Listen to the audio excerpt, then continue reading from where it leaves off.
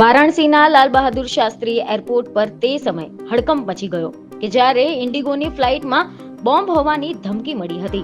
વિમાનમાં મળેલી એક શંકાસ્પદ ચિઠ્ઠીમાં લખ્યું હતું કે આ ગમે ત્યારે ફાટશે.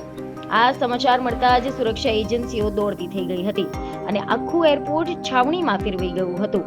વિમાનમાં સવાર તમામ 237 જેટલા મુસાફરોને તાત્કાલિક સુરક્ષિત રીતે બહાર ઉતારવામાં આવ્યા હતા.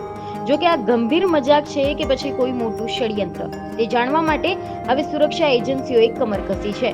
શંકાસ્પદ વ્યક્તિને પકડવા માટે તમામ 237 મુસાફરોના હેન્ડ રાઇટિંગ એટલે કે હસ્તાક્ષરની ચકાસણી કરવામાં આવશે, જેથી કરીને ધમકી ભરી ચિઠ્ઠી લખનાર અસલી ગુનેગાર સુધી પહોંચી શકાય.